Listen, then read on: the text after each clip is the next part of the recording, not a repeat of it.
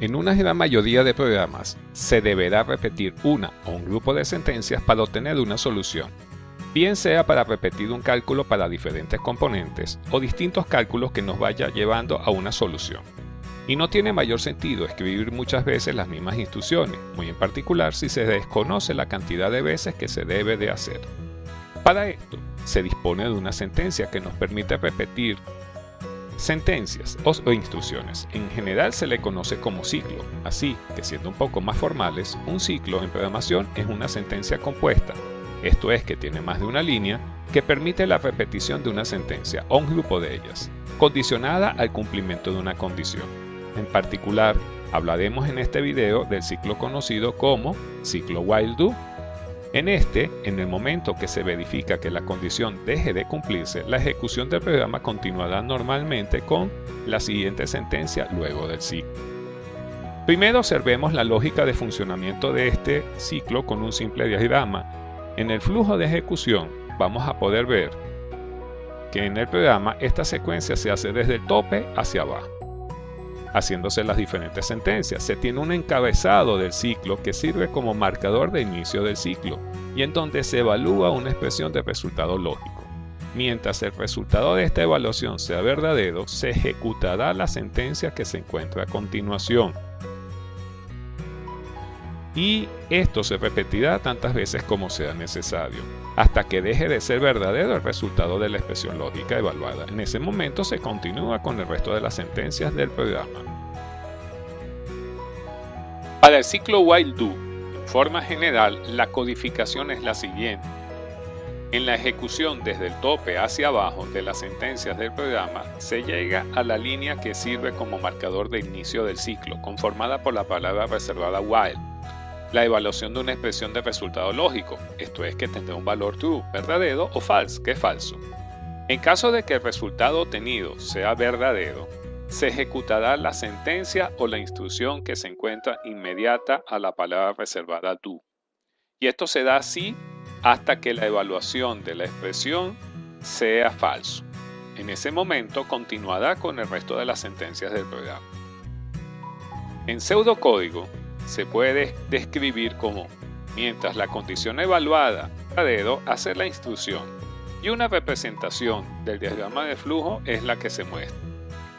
Como puede deducir, la sentencia del ciclo no será ejecutada si desde el inicio es falso el resultado de la expresión evaluada, y esto es una característica que lo diferencia del ciclo repeat until. También se debe resaltar que solo se repite la sentencia que viene inmediata al do. Si se necesita repetir varias, las mismas deben ser encapsuladas dentro de un begin end. Un primer ejemplo de cómo funciona este ciclo. Lo primero que tenemos es una asignación a n del valor 5. Colocamos como valor inicial 0 a la variable contador y a z le asignamos 10. Todo esto antes de la cabecera del ciclo y esto lo podemos observar en la tabla anexa. En el momento de llegar al comienzo del ciclo se ve que el valor del contenido en la variable contador es menor al almacenado en n, 0 y 5 respectivamente. Así se ejecuta la sentencia asociada al ciclo. Esto es que contador es igual a contador más 1.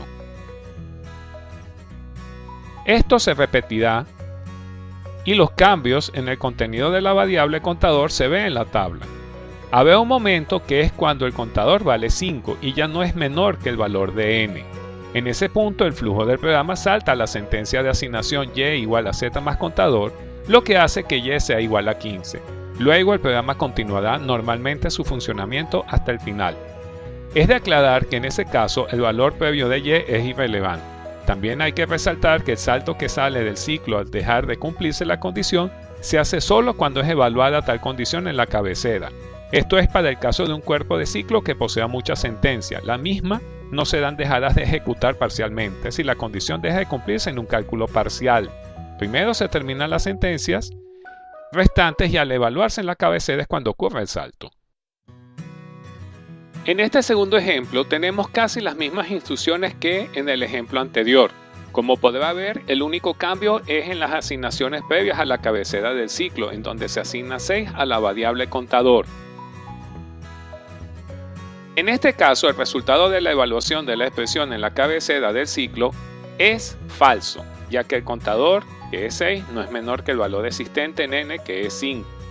Así que el flujo del programa salta a la sentencia asociada al ciclo y va directamente a la asignación y igual z más contador, haciendo que el valor de y sea finalmente 16. Como puedes deducir, no necesariamente la sentencia del ciclo siempre será ejecutada, ya que dependerá del resultado evaluado en la expresión lógica del encabezado del ciclo. En este ejemplo, veremos una codificación con la que hay que tener cuidado. Notará que es similar a lo visto en el primer ejemplo. Dados los valores iniciales, se cumple la evaluación del ciclo y se empieza a repetir la sentencia y igual a z más contador. En este caso se presenta lo que se conoce como un lazo infinito o loop, ya que el ciclo nunca acabará de forma normal, al no ser posible que se logre que la expresión evaluada sea falsa. Observe que la sentencia contador igual contador más 1 no se ejecutará dentro del ciclo.